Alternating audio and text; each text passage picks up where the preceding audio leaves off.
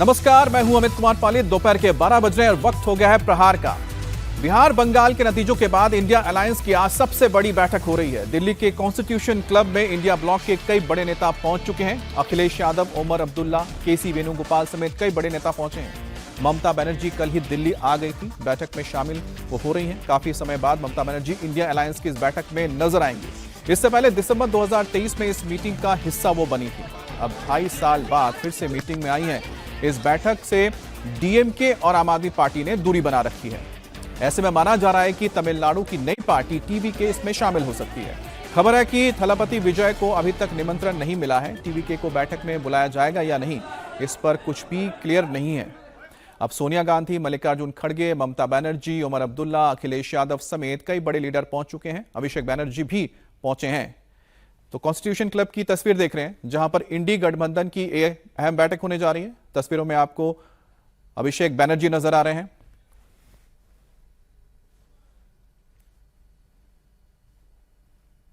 तो ये हम आपको दिखा रहे हैं तस्वीर, एक एक करके जो तमाम नेता हैं इंडी गठबंधन के वो पहुंच रहे हैं। ममता बनर्जी भी यहां पर नजर आ रही हैं। इसके अलावा टीएमसी की ओर से कल्याण बनर्जी भी पहुंचे हैं। सोनिया गांधी की भी पहुंचने की बात आई है। सोनिया गांधी भी पहुंच चुकी हैं और मल्लिकार्जुन खड़गे भी यहां पर पहुंच चुके हैं। दरअसल ये बैठक इस लिहाज से भी अहम है क्योंकि मॉनसून सेशन शुरू होने जा रहा है। बताया तो यही जा रहा है कि जो पार्लियामेंट में आने वाले वक्त में तमाम मुद्दे होंगे उसको लेकर चर्चा की जा रही है। लेकिन जो जानकार है उनका यह कहना है कि ये जो बैठक बुलाई गई है वो ममता बनर्जी के आवेदन के बाद बुलाई गई है, क्योंकि बंगाल में हार के बाद उनके पार्टी के ऊपर अस्तित्व का खतरा पैदा हो गया है। मैं अपने प्रेस के साथियों का धन्यवाद देता हूं कि बहुत दिनों बाद इतने कैमरे, इतने प्रेस के साथियों से मिलने का मौका मिल रहा है। क्या एजेंडा है, क्या बातचीत है, अब जब पहुंचेंगे तभी तय कर पाएंगे कि क्या बातचीत में और हम लोगों ने फैसले क्या लिए हैं। लेकिन बंधु राष्ट्र बने, हमारी कोशिश होगी बंधु राष्ट्र बने। बंधु राष्ट्र बनाने के लिए हम लोग आगे बढ़ेंगे। जहां से चल के आए हो यूपी में तो आप देख ही रहे होंगे क्या हो रहा है। अब तो महिलाएं भी नाराज हैं इनसे। डीबीटी के नाम पे जो अकाउंट में पैसे भेजे थे, अब सुनने में आ रहा है एफआईआर दर्ज हो रही है। जब वोट चाहिए था तो पैसे दे रहे थे। इसलिए आज जरूरी है कि लोकतंत्र के मूल्यों को बचाया जाए।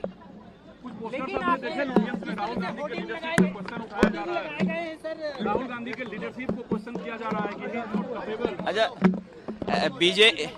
बीजेपी कुछ भी कर सकती है, आप लोगों को ऐड दे सकती है, आप लोगों को ऐड देके हम लोगों के लिए कुछ भी कर सकती है। और नकारात्मक प्रचार के लिए जितने 1000 करोड़ रुपए बीजेपी खर्च कर सकती है, दुनिया में किसी दल ने नकारात्मक प्रचार के लिए खर्च नहीं किए होंगे पैसे।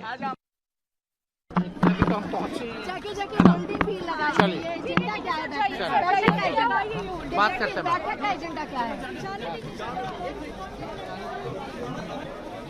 अखिलेश यादव को आपने सुना, यहां पर साथी तेजस्वी यादव को भी आपने देखा कि वही पहुंचे हुए हैं।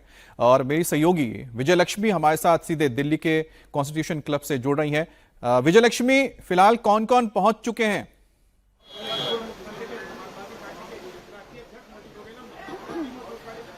अमित, लगभग सभी नेता पहुंच चुके हैं। सोनिया गांधी, राहुल गांधी, मल्लिकार्जुन खड़गे, जयराम रमेश, नासिर हुसैन, केसी वेणुगोपाल कांग्रेस पार्टी की तरफ से। इसके अलावा ममता बनर्जी, ओमर अब्दुल्ला, अभिषेक बनर्जी, कल्याण बनर्जी, तेजस्वी यादव, अखिलेश यादव। तो कुल मिलाकर के जो इंडिया ब्लॉक का कुनबा है उसके तमाम दल जो है यहाँ पहुंच चुके हैं। 23 राजनीतिक दल जो हैं आज की इस बैठक में शिरकत करेंगे। और सूत्र हमें बता रहे हैं कि महंगाई से लेकर के जो ताजा राजनीतिक हालात देश में बने हुए हैं, इन तमाम चीजों पर चर्चा जो है इस मीटिंग में होगी। काफी लंबे अरसे बाद ये बैठक हो रही है। इनफैक्ट आलोचना भी कई बार होती है इंडिया ब्लॉक की कि इसकी मीटिंग सिर्फ लोकसभा के इर्द गिर्द ही होती है, उसके बाद जो है अस्तित्व नजर नहीं आता है। लेकिन आज ये मीटिंग हो रही है। आने वाला जो सत्र है पार्लियामेंट का, उसको लेकर के भी चर्चा होगी। इसके अलावा मुझे लगता है मोटा मोटी जो हमारे सूत्र भी बता रहे हैं कि महंगाई इसके अलावा वेस्ट एशिया क्राइसिस से जिस तरह के हालात हैं, और इसके अलावा नीट पेपर लीक से लेकर के तमाम जो मुद्दे हैं जिनको विपक्ष पब्लिक डोमेन में भी उठा रहा है, उन्हीं मुद्दों पर आज की बैठक में चर्चा होगी और आगे की रणनीति इंडिया ब्लॉक के तमाम जो घटक दल हैं वो बनाएंगे। विजयलक्ष्मी, क्योंकि आपने अस्तित्व का जिक्र किया है, तो क्या ममता बनर्जी के पार्टी के ऊपर जो अस्तित्व का खतरा पैदा हुआ है, उसी के चलते उन्होंने क्या अपील की थी राहुल गांधी से कि एक बैठक बुलाई जाए, ऐसा कहा जा रहा है?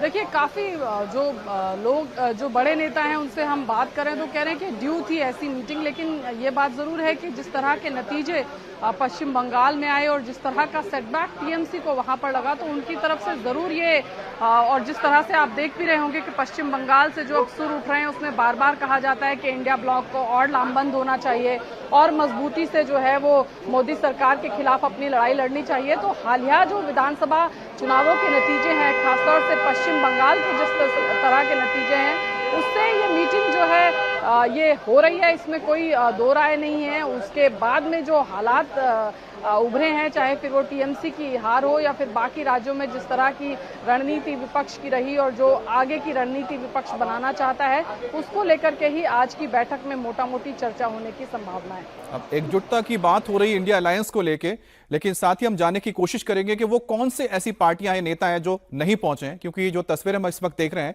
लगभग सभी बड़े नेता पहुंच चुके हैं। 5 राज्यों के चुनावी नतीजों के 1 महीने बाद आज इंडिया ब्लॉक की दिल्ली में अहम मीटिंग हो रही है। यह मीटिंग दिल्ली के कॉन्स्टिट्यूशन क्लब में चल रही है। बड़ी खबर है कि मीटिंग से पहले ही इंडिया गठबंधन में फूट हुई है। केजरीवाल और डीएमके ने इंडिया अलायंस की मीटिंग में आने से मना कर दिया है। आप और डीएमके के कांग्रेस पर धोखा देने के आरोप लगे हैं। इंडिया ब्लॉक की मीटिंग में 23 पार्टियां शामिल हो रही हैं। Congress, SP, TMC, RJD, Shiv Sena, UBT, National Conference, CPM, NCP, इसके अलावा शरद गुट समेत 23 प्रतिनिधि इसके मौजूद रहेंगे इन दलों के। वहीं उद्धव ठाकरे दिल्ली नहीं आ रहे हैं। शिवसेना, यूबीटी ने कहा है कि उद्धव ठाकरे वीडियो कॉन्फ्रेंसिंग के जरिए जुड़ेंगे। उधर सीपीआईएम भी कांग्रेस से नाराज है, हालांकि उन्होंने अपने नुमाइंदे को भेजा है।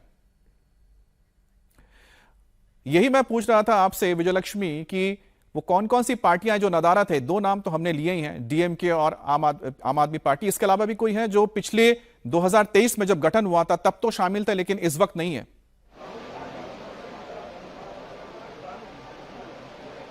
मोटा मोटी अगर अमित बात की जाए तो सिर्फ यही 2 पार्टी हैं, आम आदमी पार्टी और डीएमके। डीएमके हमें पता है जिस तरह से टीवीके के साथ अलायंस करने का फैसला कांग्रेस पार्टी ने लिया, तो वहां जो उनका अलायंस था वो अब खत्म हो गया है। डीएमके ने जो संसदीय दल जो संसद में उनकी सीटिंग अरेंजमेंट है उसको भी बदलने की मांग की है और अब डीएमके ने कई मंचों पर ये बता दिया है कि वो अब इंडिया ब्लॉक का हिस्सा नहीं है। तो लिहाजा इस मीटिंग में उनका ना होना जो है वो लाजमी था।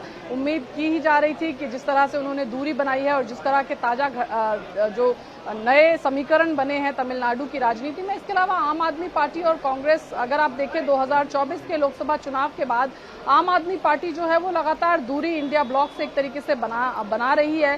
हालांकि कई बार जो पार्लियामेंट में इंडिया ब्लॉक की मीटिंग्स होती हैं या जो जॉइंट ऑपोजिशन की कुछ इश्यूज होते हैं उस पर जरूर आम आदमी पार्टी इशू बेस कई बार नजर आती है, लेकिन इंडिया ब्लॉक की मीटिंग से जो है आम आदमी पार्टी अगर हम कहें या उसकी जो मोटा मोटी एक लार्जर अंदर की तस्वीर आ गई है उसमें जो बैठक हो रही है। विजयलक्ष्मी, आपके पास मैं आता हूं, लेकिन जो तस्वीर आ रही है जरा दर्शकों को दिखा दें। कॉन्स्टिट्यूशन क्लब दिल्ली की आप तस्वीर देख रहे हैं। आप मंच पर आपको सीधे नजर आ रहे हैं। यहां पर आपको सोनिया गांधी, मल्लिकार्जुन खड़गे, इसके अलावा ओमर अब्दुल्ला, समाजवादी पार्टी के अध्यक्ष अखिलेश यादव और साथ ही ममता बनर्जी, अभिषेक बनर्जी, तमाम बड़े नेता नजर आ रहे हैं। यहाँ पर इंडिया ब्लॉक की अहम बैठक हो रही है। तेजस्वी यादव भी यहाँ पर मौजूद हैं और थोड़ा और करीब जब ये कैमरा जाएगा तो हम और तस्वीरें साफ देख पाएंगे। राहुल गांधी, मल्लिकार्जुन खड़गे, उनके साथ सोनिया गांधी मौजूद हैं और एक तरफ यहाँ पर आपको ओमर अब्दुल्ला नजर आ रही है। सोनिया गांधी के साथ यहाँ पर ममता बनर्जी बैठी, उनके साथ महबूबा मुफ्ती हैं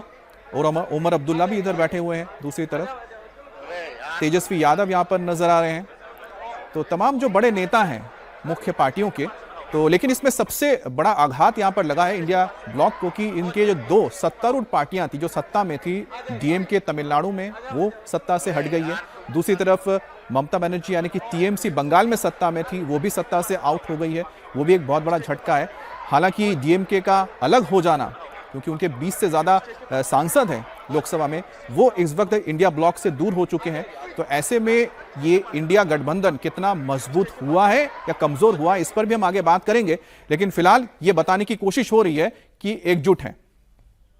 नहीं, अभी बाद में बताएंगे, बैठक के बाद बताएंगे।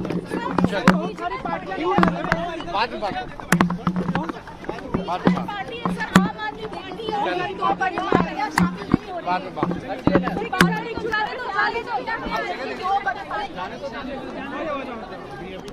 हम पहुंचे,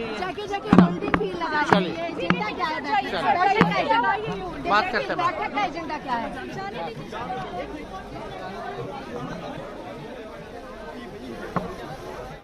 तो यहां पर तेजस्वी यादव को पूछा गया कि क्या बातचीत का एजेंडा है, क्या एजेंडा है, तो उन्होंने बताया कि पहले मीटिंग हो जाने दीजिए, उसके बाद वो बताएंगे। देखिए, एजेंडा सिर्फ एक ही है कि ज्यादातर जो पार्टियां हैं वो सत्ता से हट गई हैं। हालांकि कांग्रेस को यहां पर अच्छी खबर यह रहेगी, केरला में उनकी वापसी हुई है, लेकिन उन्हीं के गठबंधन में रही सीपीएम को नुकसान हुआ, वो केरला के सत्ता से हट गई है। डीएमके का हट जाना भी एक महत्वपूर्ण, आप कह सकते हैं कि कड़ी रहा है, क्योंकि डीएमके ना सिर्फ सत्ता से अलग हुआ है, सत्ता से हटा है, बल्कि इंडिया ब्लॉक से भी अलग हो गया है, जो कहीं ना कहीं इंडिया ब्लॉक के लिए खामी है। विजय लक्ष्मी हमारे साथ भी जुड़ेंगी, उनसे हम बात करेंगे। लेकिन इस बीच आपको बता दें, इंडिया गठबंधन की मीटिंग में मोदी सरकार को घेरने की रणनीति पर चर्चा की जाएगी। बैठक के एजेंडे में महंगाई, बेरोजगारी, संविधान और केंद्र सरकार की नीतियां शामिल हैं। तो वहीं पर स्पेशल इंटेंसिव रिवीजन यानी कि एसआईआर, संसद में फिर से सरकार की डिलिमिटेशन बिल लाने की तैयारी है। केंद्रीय जांच एजेंसियों के कथित दुरुपयोग और पेपर लीक के मुद्दे पर भी चर्चा की जाएगी। इस मीटिंग में यूपी और पंजाब के विधानसभा चुनाव पर भी चर्चा हो सकती है। तो ये तस्वीरें आप देखिए, और ज्यादा साफ तस्वीरें हैं। यहां पर मल्लिकार्जुन खड़गे, सोनिया गांधी और साथ ही यहां पर ममता बनर्जी नजर आ रही हैं। देखिए, बॉडी लैंग्वेज काफी कुछ कह देता है। अगर आपको याद हो, ममता बनर्जी का बॉडी लैंग्वेज इससे पहले वो इस तरह की बैठक में शामिल होने के लिए भी नहीं आती थी, अपने किसी नुमाइंदे को भेजती थी, लेकिन आज खुद वो पहुंची हैं।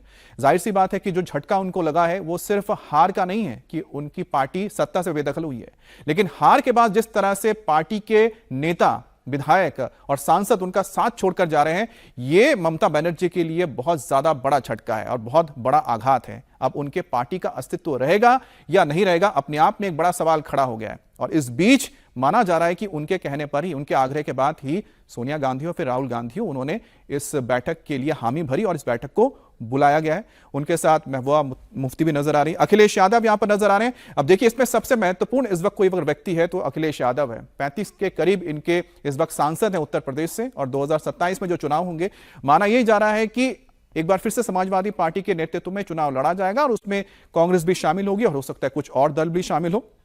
लेकिन इस बीच अगर देखा जाए, सबसे मजबूत अगर कोई है यहां पर, तो कांग्रेस के बाद दूसरा नंबर इस वक्त यहां पर अखिलेश यादव का ही आता है सांसदों के लिहाज से। इंडिया गठबंधन मोदी सरकार के खिलाफ एकजुटता दिखाने की कोशिश करेगा, लेकिन केजरीवाल और स्टालिन के रुख ने बता दिया है कि मोदी विरोधी गुट में बहुत बड़ी फूट पड़ी है। टीएमसी टूट की कगार पर है तो डीएमके और आप कांग्रेस के खिलाफ हल्ला बोल रही है। लोकसभा में डीएमके के 22 सांसद हैं, आपके 3 सांसद हैं। सवाल यही है कि आने वाले दिनों में मोदी सरकार जब संसद में डिलिमिटेशन बिल पेश करेगी, तो क्या आप और डीएमके उस वक्त भी इंडिया गठबंधन से अलग रह पाएगी या उसके खिलाफ रह पाएगी? इंडिया अलायंस का हिस्सा आम आदमी पार्टी नहीं है, तो उस बैठक के बारे में मेरी तरफ से कोई प्रतिक्रिया देना कोई नहीं। देखिए, ऐसा है कि जब आप गठबंधन में थे डीएमके के साथ तमिलनाडु में, उनसे बिना पूछे आप अगर टीवीके को समर्थन देंगे, उनसे बिना बातचीत किए, तो उनकी नाराजगी अपनी जगह जायज है। देखिए, कांग्रेस जो भी अलायंस करता है, उनका सोल मकसद अपने आप को मजबूत करना है। उनका मकसद देश को मजबूत करने का नहीं है, देश हित में नहीं है। आपने देखा कि हाल ही में जो तमिलनाडु में चुनाव कंक्लूड हुए, एक दिन नहीं लगा उनको अपने अलायंस पार्टनर की पीठ में छुरा भोंकने से। हमने देखा अभी हिमाचल में जहां डायरेक्ट फाइट थी निकाय चुनाव में, क्या हश्र हुआ कांग्रेस का बीजेपी के आगे। हमने देखा कैसे असम की विधानसभा में जहां डायरेक्ट फाइट थी, क्या रिजल्ट है। हम देख चुके हैं कि डायरेक्ट फाइट में कहीं भी कांग्रेस बीजेपी को हराने में सक्षम नहीं है। तो सीधा रुक करते हैं मेरी सहयोगी विजय लक्ष्मी का, जो इस वक्त कॉन्स्टिट्यूशन क्लब में ही मौजूद है, जहां पर अंदर बैठक चल रही है। विजय लक्ष्मी, एक बात तो समझ में आती है कि आम आदमी पार्टी के साथ 2027 के पंजाब चुनाव में कांग्रेस का आमना सामना होगा, तो वो अलग होते हैं तो उनको मनाने का बहुत ज्यादा अहमियत नहीं दिखता है। लेकिन डीएमके जिसके 22 सांसद इस वक्त हैं और वो इंडिया गठबंधन का हिस्सा रही है, क्या उनको मनाने की कोशिश नहीं हुई अब तक?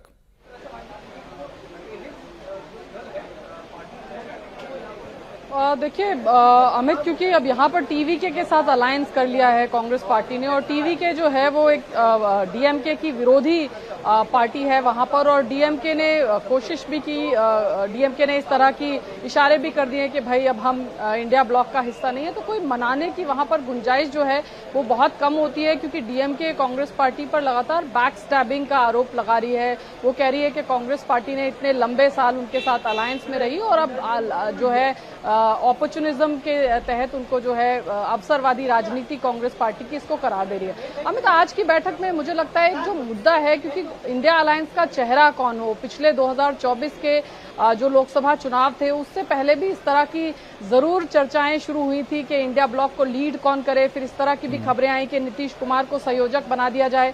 मुझे लगता है ये सवाल भी इंडिया ब्लॉक के नेताओं के सामने मुंह बाए जरूर खड़ा होगा कि इस ब्लॉक को 2029 के लोकसभा चुनाव में कौन इसको लीड करे, इसकी रूपरेखा किस तरह की हो, क्योंकि जब पिछली मीटिंग्स हुई थी उस दौरान जो है नीतीश कुमार जब शुरू की मीटिंग्स हुई थी तो अहम भूमिका निभा रहे थे, वो संयोजक या एक ग्लू की तरह काम कर रहे थे। तो अब देखना होगा, हालांकि कांग्रेस पार्टी वो जरूर करती नजर आती है, लेकिन चेहरा कौन होगा, चेहरा तो यहाँ पर अभी तक मुझे लगता है कि एक राहुल गांधी, और दूसरा यहाँ पर हम देख पा रहे हैं कि अखिलेश यादव का ही सबसे ज्यादा चमक रहा है।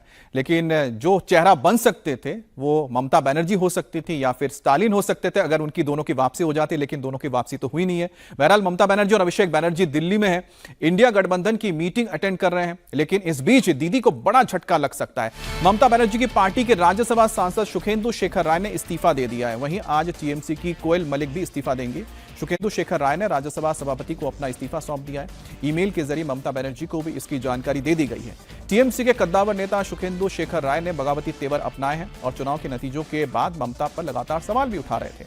टीएमसी के पास राज्यसभा में कुल 13 सांसद हैं। ऐसे में अगर टीएमसी के 2 सांसद इस्तीफा दे देते हैं तो इन सीटों पर उपचुनाव होंगे। उपचुनाव में बीजेपी के संख्या बल पर टीएमसी की 2 फाड़ हो जाएगी और जाहिर सी बात है कि दोनों सीट बीजेपी के लिए जीतना आसान होगा। बीजेपी इन दोनों सीटों पर अपने उम्मीदवार आसानी से जिता भी सकती है। 2 चेहरे यहां पर हैं। एक है सुखेंदु शेखर राय, जो जिस वक्त आरजीकर मुद्दा सामने आया था तब उन्होंने अपने पार्टी से थोड़ा अलग स्टैंड लिया था, और इस्तीफा देने के बाद सुखेंदु शेखर राय ने क्या कहा वो आपको बताते हैं। 15 साल सत्ता में तो धरती पर पैर नहीं था, कार्यकर्ताओं को सुना नहीं जाता था। सुखेंदु शेखर राय ने टीएमसी में कहा कि मेहनत करने वाले कार्यकर्ता पीछे रह गए, दलाल, चोर, डकैत, रेपिस्टों को बढ़ावा मिला, करोड़ों रुपए की लूट हुई।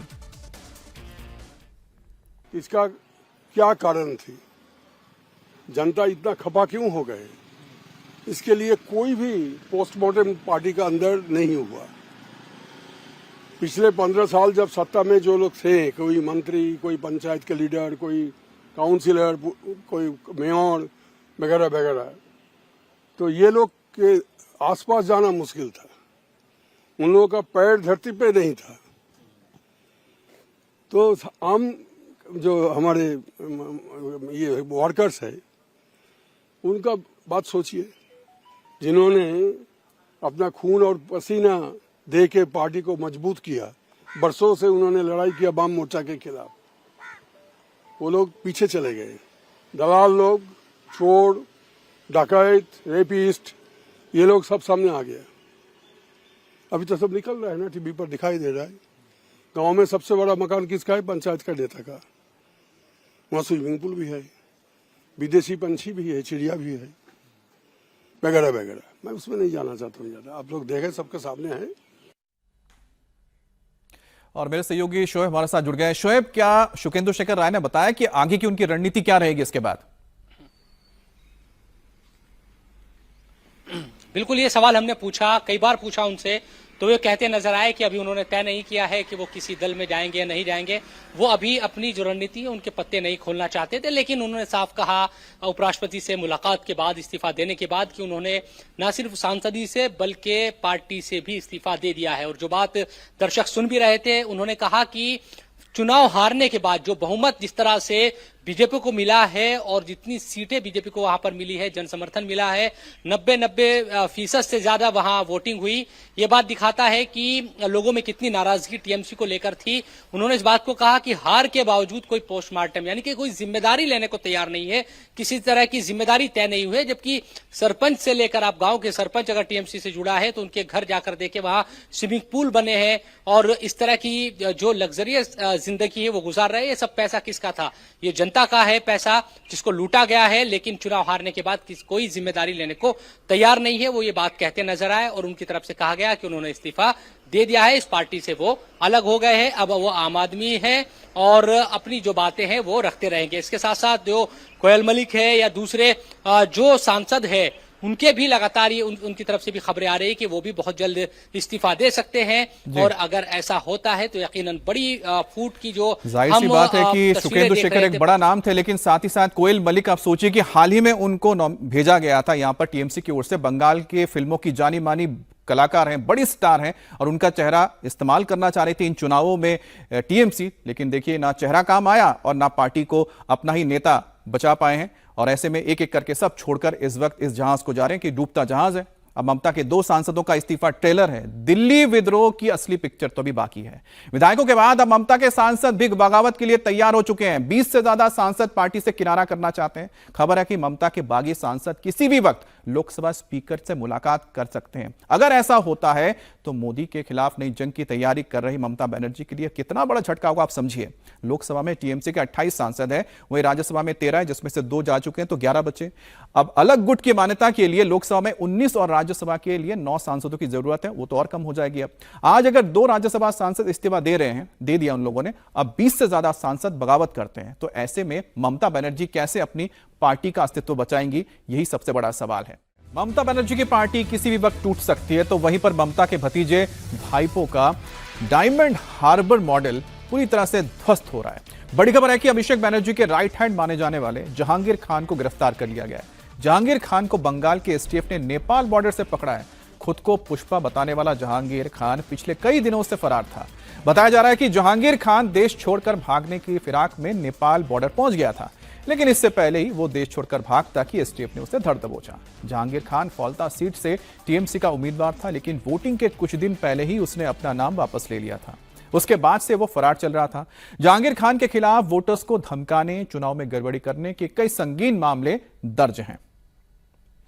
हमारे साथ शुएब जुड़ गए हैं। शुएब, कहां से आखिरकार पुलिस को जानकारी मिली कि देश छोड़कर भागने वाले हैं जहांगीर खान?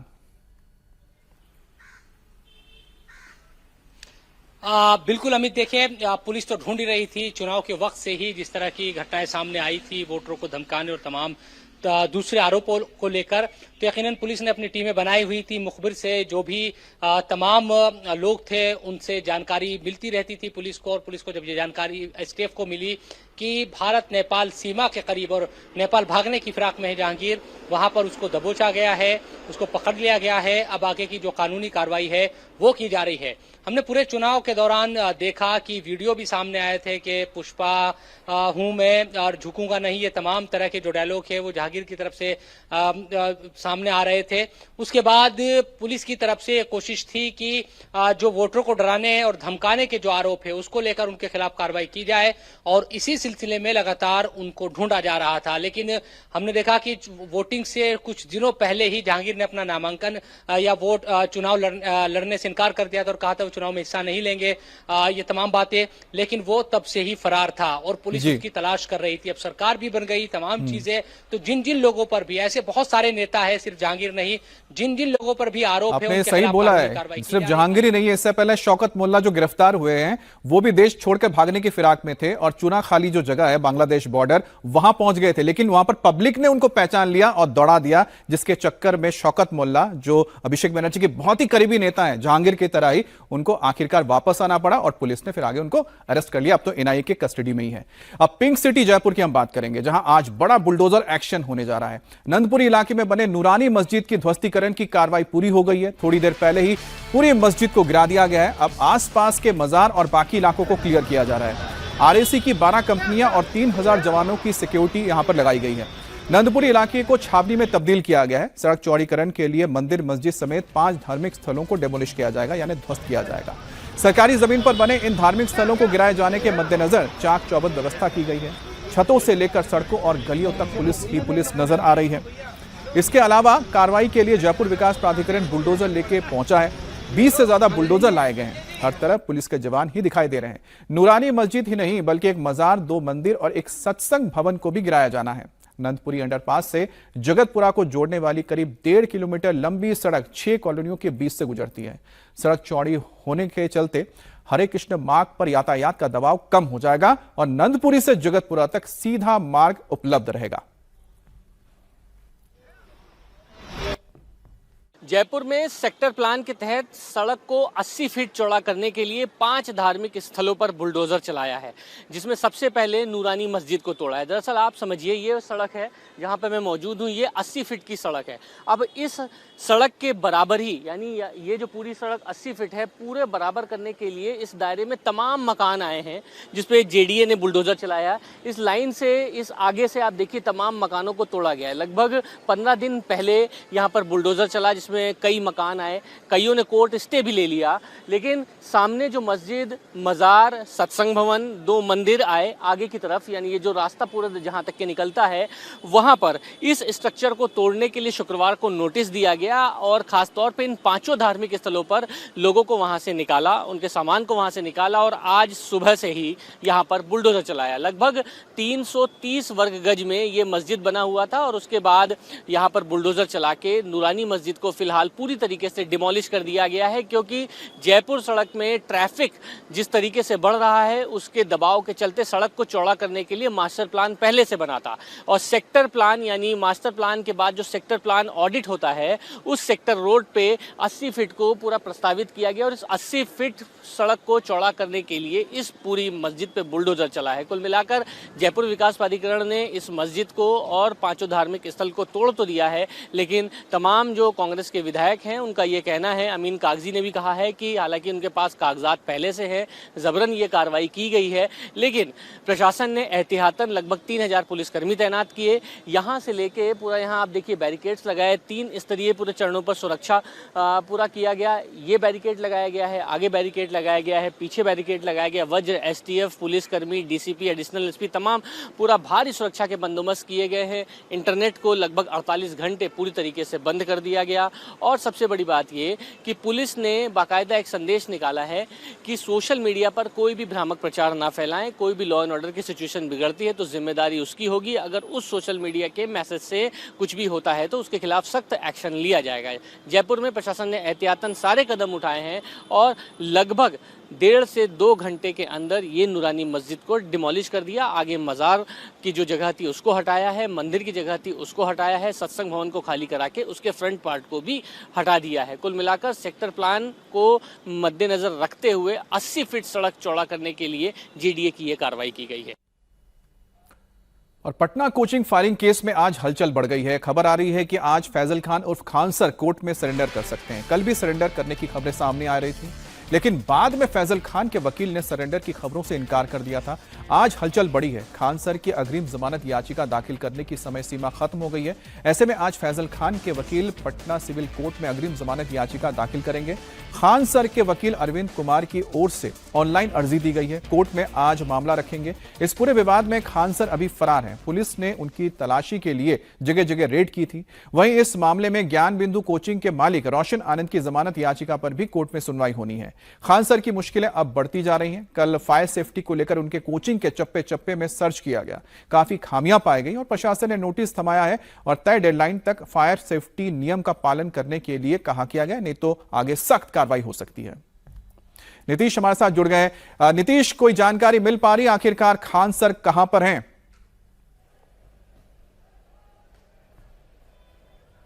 देखिए, अभी तक ऐसी कोई जानकारी नहीं मिल पाई है। खान सर पर जब से एफआईआर दर्ज हुई है उसके बाद से ही वो एक तरह से कहें लापता हैं, अंडरग्राउंड हो गए हैं, मिल नहीं रहे हैं। पुलिस की एक टीम पहुंची थी कोचिंग, लेकिन वो मिले नहीं और ना ही उनकी तरफ से अब कोई वीडियो आ रहा है। इससे पहले अपने क्लासरूम में बच्चों के साथ उन्होंने कुछ बातें शेयर की थी, लेकिन अब उनकी तरफ से कोई बात कही भी नहीं जा रही है। दूसरी तरफ अग्रिम जमानत याचिका उनके वकील ने दायर कर दी है पटना सिविल कोर्ट में और जिस पर कल सुनवाई होने की उम्मीद है। दूसरी तरफ रोशन आनंद जो है, जो जेल में है, उनकी नियमित जमानत याचिका पर आज सुनवाई हुई है। कोर्ट ने ऑर्डर रिजर्व कर रखा है और जो खान सर के जो 2 बॉडीगार्ड जेल में थे उनकी तरफ से भी याचिका दायर की गई है। तो खान सर कहाँ हैं ये अभी साफ नहीं है, लेकिन जो कानूनी प्रक्रिया के जरिए वो राहत लेने की उम्मीद कर रहे हैं उस दिशा में उनकी टीम आगे बढ़ गई है। अब देखना यह है कि इस बीच पटना पुलिस उनकी गिरफ्तारी के लिए बहुत ज्यादा प्रयास करती अभी तक नहीं दिख रही है। कई जो उनके संस्थान हैं वहां पर पुलिस सिर्फ गई है और वहां उनके बारे में कोई जानकारी नहीं मिली है। तो ये भी सवाल उठ रहे हैं, खासतौर से जो ज्ञानबिंदु कोचिंग है उनकी तरफ से ये कहा जा रहा है कि आखिर पुलिस उनको गिरफ्तार क्यों नहीं कर रही है, गिरफ्तार करने की कोई कोशिश करती दिख भी नहीं रही है पटना पुलिस। तो इसको लेकर ज्ञानबिंदु कोचिंग की तरफ से कई सवाल खड़े किए गए हैं। जो कुछ जानकार हैं, आज बात हो रही थी तो उन्होंने ये बताया कि जिन धाराओं में केस दर्ज हुआ है खान सर के खिलाफ, उसमें एंटीसिपेटरी बेल यानी अग्रिम जमानत मिलना बहुत मुश्किल होगा या शायद मिलेगा ही नहीं। देखिए ये स्थिति उस स्थिति के लिए ज्यादा गंभीर होती जब वो कोर्ट में सरेंडर करते। यदि वो कोर्ट में सरेंडर करने जाते तो उसी समय उन्हें जमानत याचिका दायर करने का भी लाभ नहीं मिलता, क्योंकि जो सेक्शन लगे हैं वो गैर जमानतीय हैं। लेकिन अग्रिम जमानत के संदर्भ में कुछ वकीलों का ये कहना है कि ये तो जज पर निर्भर करता है, उस मामले में उनको राहत मिल भी सकती है, नहीं भी मिल सकती है, दोनों स्थितियां हैं। लेकिन कोर्ट में सरेंडर करने का विकल्प इसलिए उन्होंने नहीं चुना क्योंकि उस मामले में ये तय था कि उनको जेल जाना ही पड़ेगा, क्योंकि उन्हें तुरंत कोई राहत नहीं मिलती जो सेक्शन लगे हैं उसके आधार पर। लेकिन एंटीसिपेटरी बेल में संभव है कि उन्हें राहत मिल भी जाए, तो इसलिए शायद वो थोड़ा अभी वक्त ले रहे हैं। और इस दौरान उनकी कोशिश है कि यदि कोर्ट का जो फैसला आ जाता है उनकी जमानत याचिका को लेकर, उसके बाद ही फिर वो अपनी आगे की रणनीति तय करेंगे। तो जैसा कि नीतीश बता रहे हैं कि आज उनके वकील की तरफ से यानी खान सर के वकील की ओर से याचिका दायर कर दी गई है, लेकिन इस बीच लगातार कोशिश भी हो रही है कि पता किया जाए कि आखिरकार खान सर कहां पर है। बहुत बहुत धन्यवाद आपका। अब नजर बनाए रखें इस खबर पर, आगे बढ़ेंगे और बात करेंगे उत्तर प्रदेश की, जहां पर कांस्टेबल भर्ती परीक्षा शुरू हो चुकी है और 3 दिन तक चलने वाली भर्ती परीक्षा का आज पहला दिन है। कुल 32,679 पद के लिए करीब 29 लाख छात्रों ने आवेदन किया है। अब यूपी के 75 जिलों में 1183 केंद्र पर यह इम्तिहान हो रहे हैं। 3 दिन तक चलने वाली परीक्षा के लिए हर दिन 2 पाली में एग्जाम होंगे। इसके लिए सुरक्षा के कड़े इंतजाम किए गए। एग्जाम सेंटर के बाहर पुलिस तैनात है तो एसटीएफ नकल माफिया पर नजर बनाए हुए हैं। यूपी के सीएम योगी ने परीक्षा में भाग लेने वाले छात्रों को बड़ी राहत दी है। उन्होंने ऐलान किया है कि एडमिट कार्ड दिखाने पर छात्रों को यूपी रोडवेज की बसों में आधी कीमत पर टिकट मिलेगा।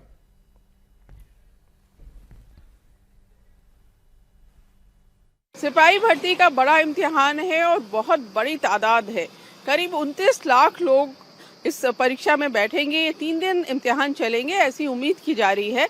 आज पहले दिन का एग्ज़ाम है, 2 शिफ्ट में होगा और नेशनल कॉलेज जो लखनऊ का है वहाँ उसके बाहर है। जो लोग इम्तिहान देने वाले हैं वो भी हमारे साथ हैं। क्या नाम है आपका? शिवकांत वर्मा। अच्छा शिवकांत जी, कहाँ से आए हैं? मैं आगरा से। आगरा से कैसे, ट्रेन से आए बस से आए? ट्रेन से आया था। भीड़ बहुत है ट्रेन में? मैम एसी वाला जो क्विज था थर्ड ईयर वाला, उसमें भी पूरा भर के ऐसे लग रहा था जैसे जनरल वाला डब्बा है, पूरा जनरल वाला लग रहा था। उसमें हम लोग दब के आए उसमें भी, समझ लो काफ़ी तकलीफ तो हुई काफ़ी, लेकिन आना पड़ा पेपर। तो इस जो इम्तिहान है इससे क्या उम्मीद है? कितने दिनों से तैयारी कर रहे थे? तैयारी तो मतलब पिछली वाली में रह गया था मैं थोड़ा, है ना, तो अब ये इस बार में थोड़ा कोशिश कर रहे हैं। थोड़ा 1 साल से ज़्यादा हो गया है, तो इसमें थोड़ा उम्मीद है हो जाएगा कुछ। और पेपर वगैरह लीक नहीं होता तो हो सकता है, क्या पता कुछ। अभी तो सरकार ने काफ़ी सख्ती कर रखी है यहाँ पे, लेकिन कुछ पता नहीं है मैम, आगे देखते हैं मैम होता है। अच्छा ही, वैसे तो तैयारी तो अच्छी है, करके आएंगे। आपका नाम क्या है, कहाँ से आए? अक्षय कुमार, संत कबीर नगर से, कैलाबाद के इधर से। आप कैसे आए, ट्रेन से, बस से? नहीं, बस से आए हम। बस से आए। तो बस में तो 50% योगी आदित्यनाथ ने डिस्काउंट नहीं, ऐसा कुछ नहीं, हम प्राइवेट बस से आए। प्राइवेट बस से आए? जी हाँ। कितनी तैयारी इम्तिहान की है? और तैयारी तो काफ़ी टाइम से चालू था हमारा, बट बीच में कुछ गैपिंग हो जाने की वजह से थोड़ा हो गया, बट उम्मीद यही है कि अच्छे से अच्छा करने का कोशिश करेंगे। पूरी तैयारी करके आए हैं। सरकार की तरफ से भी पूरी तैयारी की गई है इस इम्तिहान की। एक तो जो सेंटर्स हैं वहाँ सिक्योरिटी का ज़बरदस्त इंतज़ाम है। लखनऊ में करीब 50 से ज़्यादा सेंटर्स हैं।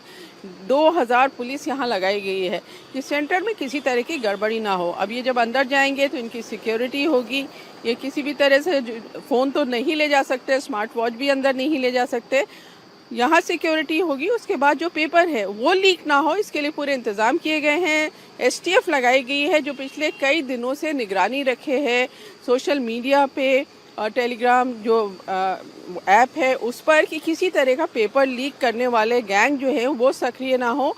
कुछ लोगों को ऐसा भी पकड़ा है एसटीएफ ने जो बेवकूफ़ बना रहे थे लोगों की हमारे पास पेपर है, हमें पैसा दो, हम तुम्हें पेपर दे देंगे। तो इस तरह से हर कोई सतर्क है और उम्मीद यही की जा रही है कि ये जो इम्तिहान है, बड़ा इम्तिहान है, ये ठीक से हो जाएगा। और उत्तर प्रदेश के गाजियाबाद में बुलडोजर के खौफ से लोग खुद ही अपने अवैध कब्जे हटाना शुरू कर चुके हैं। मोदी नगर के बेगमाबाद की जामा मस्जिद के पास अवैध अतिक्रमण को लेकर प्रशासन ने 2 दिनों का अल्टीमेटम दिया था। साथ ही मस्जिद के आसपास बनी 14 अवैध दुकानों के डेमोलिशन का नोटिस भी देते हुए दुकानदारों पर 2 करोड़ 22 लाख रुपए का जुर्माना भी लगाया गया था। ये दुकानें नगर पालिका की जमीन पर बनी थी, अब जिनसे किराया भी जामा मस्जिद प्रबंधन समिति वसूलती थी। नोटिस में प्रशासन ने 2 दिन के भीतर कब्जा हटाने के लिए कहा था। यहां आज से बुलडोजर का एक्शन शुरू हो चुका है और उससे पहले ही देर रात लोगों ने अतिक्रमण हटाना खुद ब खुद शुरू भी कर दिया था। हमारे साथ अभय जुड़ गए हैं। अभय, जरा तस्वीरें दिखाई है, फिलहाल कहां तक पहुंचा है काम? देखिए, बिल्कुल अमित, मोदी नगर का ये इलाका है और आप देखिए ये जो सारा आपको मलबा दिखाई दे रहा है, ये 14 दुकानें थी जो कि अवैध तरीके से, पीछे यहाँ पर मस्जिद है, काफी पुरानी यहाँ की जामा मस्जिद जिसे कहा जाता है। मस्जिद के बाहर साल 2000 से ये अवैध दुकानें यहाँ पर बनाई गई थी, जिनको किराए पर दिया गया था और इनका किराया मस्जिद कमेटी के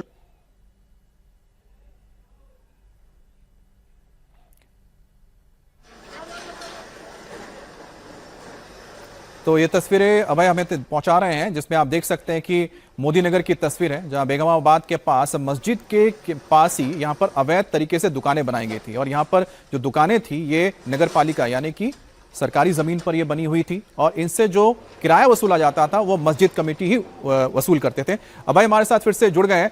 अभय, एक बार फिर से जरा तस्वीरें दिखाइए, आपका कनेक्शन हमसे कट गया था, लेकिन किस तरह से कितनी दुकानें अभी गिरा दी गई हैं और किस तरह से पूरी कार्रवाई को अंजाम दिया जा रहा है? देखिए अमित, सारी दुकानों को गिरा दिया गया है। असल में मजदूरों ने ही, जो मस्जिद कमेटी के लोगों ने बुलाया था, रात से हथौड़े चलाने शुरू किए।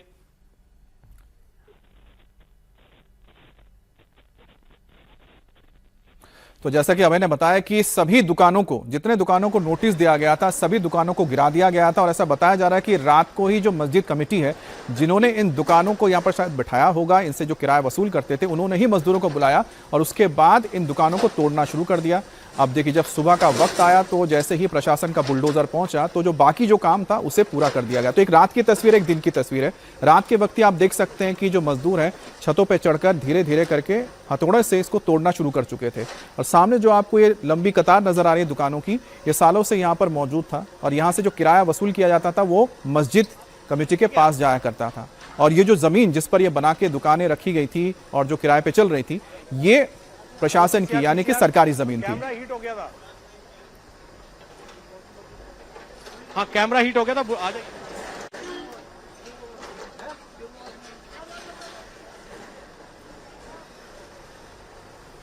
अभय, अगर आसपास कुछ लोग मौजूद हो तो जरा बात करके जरा पता कीजिए कि माहौल को लेकर वो क्या कह रहे हैं।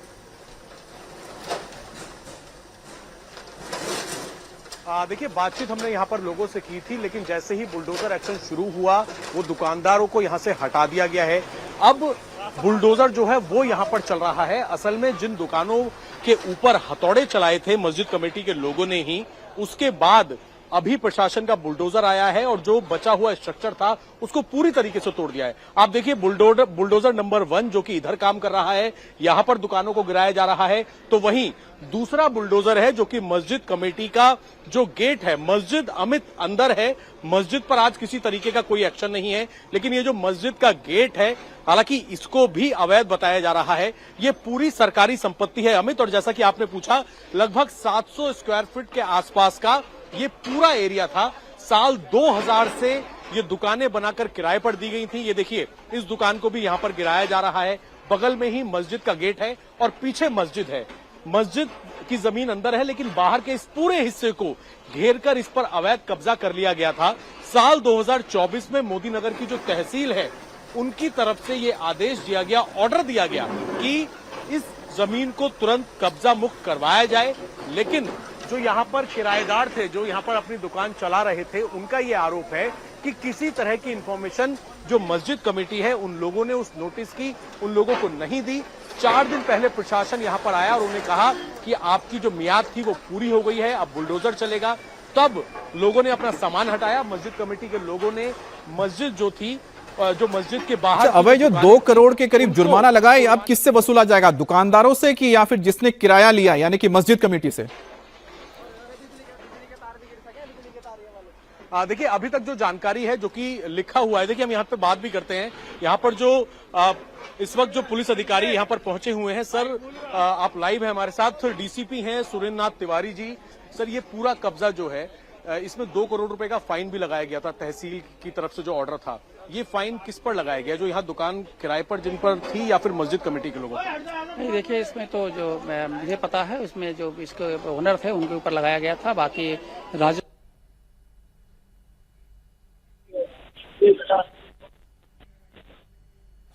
तो यहाँ पर अभय मेरे सहयोगी इस वक्त बात कर रहे हैं और यहाँ पर पुलिस के साथ पुलिस अधिकारी मौजूद हैं। आरएफ और कुल मिलाकर लगभग 500 के आसपास यहाँ पुलिस बल लगा है। शांतिपूर्ण तरीके से कार्रवाई चल रही है। क्या हुआ है? तो जैसे यहाँ पर अभय ने बात की है और यहाँ पर पुलिस अधिकारी ने बताया कि जो मालिक हैं यानी कि दुकानदार जो है, उन सभी के ऊपर ये जुर्माना लगाया गया। फिलहाल ये कार्रवाई लगभग पूरी हो चुकी है। अब महाराष्ट्र के थाने में बुलडोजर एक्शन हुआ तो हड़कंप मच गया। इस वक्त की बड़ी खबर आई है, थाने में नूरी मस्जिद के अवैध हिस्से को बुलडोजर से ध्वस्त कर दिया गया है। मीरा भायंदर इलाके में 5 बजे नूरी मस्जिद पर बुलडोजर एक्शन हुआ है। मस्जिद कमेटी ने भी अवैध निर्माण तोड़ने में प्रशासन का साथ दिया है। भारी पुलिस फोर्स की मौजूदगी में ये तोड़ा गया है। भायंदर ईस्ट के गोल्ड नेस्ट सर्किल इलाके में सिर्फ मस्जिद ही नहीं, मंदिर पर भी बुलडोजर एक्शन हुआ है। यह तस्वीरें आप देखें किस तरह से जो अवैध कब्जा था। अब देखिए फुटपाथ को पूरी तरह से घेरा जा चुका है, सरकारी जमीन पर कब्जा हुआ है। सिर्फ मस्जिद ही नहीं है, इसके साथ मंदिर भी जो बनाया गया था अवैध तरीके से, उसे भी हटाया गया है। बड़ी तादाद में पुलिस फोर्स यहां पर लगाई गई है। तो थाने के मीरा भायंदर इलाके में नूरी मस्जिद जो अवैध था और सरकारी जमीन पर बनाया गया था, उसे हटाने की कार्रवाई हुई है। साथ ही साथ बताया जा रहा है कि यहां पर एक मंदिर भी था जिसे हटाया गया है। बात करते हैं मुंबई की ही अंधेरी की, जहां पर साई मंदिर पर बुलडोजर चला है। मंदिर पर बुलडोजर चलने से लोग भारी गुस्से में हैं। तो वहीं पर प्रशासन का कहना है कि मंदिर को तोड़ा नहीं जा रहा है बल्कि दूसरी जगह शिफ्ट किया जा रहा है। तो यह तस्वीर आप देख सकते हैं कि किस तरह से जो सरकारी जमीन होती है उस पर मंदिर का निर्माण होता है, अलग अलग चीजें निर्माण कर दी जाती हैं, दुकानें बना दी जाती हैं। अब इसको लेकर प्रशासन का लगातार काम शुरू हो चुका है, कार्रवाई हो रही है और बुलडोजर के जरिए जो भी सरकारी जमीन है उसे हटाया जा रहा है। और जो लोग नाराज थे कि साईं मंदिर पर यहाँ पर बुलडोजर चल रहा है, तो उनको कहा गया है कि सिर्फ मंदिर को शिफ्ट किया जा रहा है, क्योंकि जहाँ पर यह बना हुआ है वो सरकारी जमीन है, वो अवैध है। और चाहे वो मीरा भायंदर हो या फिर अंधेरी, बुलडोजर हर किसी के लिए समान है। मुंबई के अंधेरी ईस्ट के गुंदौली इलाके में महाराष्ट्र सरकार का बुलडोजर चल रहा है और बुलडोजर साई मंदिर पर चल रहा है और सारे डिपार्टमेंट के द्वारा ये कार्रवाई की जा रही है। स्लम रिहैबिलिटेशन अथॉरिटी के द्वारा ये कार्रवाई की जा रही है। ये वो अथॉरिटी होती है जो रिडेवलपमेंट करती है, पुराने इमारतों का रिडेवलपमेंट करती है और उसके द्वारा ये कार्रवाई की जा रही है। और सारे की तरफ से बताया जा रहा है कि उन्होंने इसको लेके नोटिस भी दिया था इन्हें। साथ ही हाईकोर्ट के द्वारा भी जो है वो ये ऑर्डर किया गया है कि यहाँ पे जो है वो ये थोड़ा कार्रवाई हो सकती है। लेकिन फिलहाल यहाँ पे कुछ लोग हैं। आपने मैम क्या किस वजह से थोड़ा कार्रवाई? एसआरए का स्कीम, ही एसआरएची स्कीम आहे। नहीं बताए, ये एसआरए का स्कीम है, इसमें ये मंदिर का ट्रस्ट पात्र है। ये मंदिर शिफ्ट हो रहा है, तोड़ नहीं रहे हैं। तो ये शिफ्टिंग में अंदर मंदिर दिया है उनको। तो लेकिन ये कब से मंदिर था और क्या हाईकोर्ट का परमिशन, क्या कोर्ट्स के परमिशन है इसको यहाँ से शिफ्ट करने के? हाँ, कोर्टाची ऑर्डर आहे। ये जो लोकल लोग हैं जो मंदिर के बदले मुनाफा चाहते हैं, पैसा चाहते हैं, वो लोग जबरदस्ती मंदिर खाली कर रहे हैं। कि कोर्ट कह तो रहे हैं कि शिफ्ट करके दिया है आपको, अंदर जगह दी है मंदिर के। सर हम लोग शिफ्ट करने को तैयार है। कोर्ट ने ये ऑर्डर दिया है उनको कि जो मंदिर आपने टेम्पररी दिया है उसको अच्छी तरह से करके दीजिए, वो शिफ्ट करने को तैयार है। तभी आज ज़बरदस्ती वो बिना काम किए हुए मंदिर तोड़ने को लगे। तो अंदर जब जो हिसाब से उन्होंने जो बनाया है उस हिसाब से मंदिर अंदर बैठ नहीं सकती है, उसको तरीके से अगर बना के अगर देवे तो हम लोग भी सेटिस्फाई है। मतलब आप लोग ये कह सकते हैं, मतलब ये मान रहे हैं कि इसको शिफ्ट करना चाहिए लेकिन मंदिर तैयार हो जाए उसके बाद? जी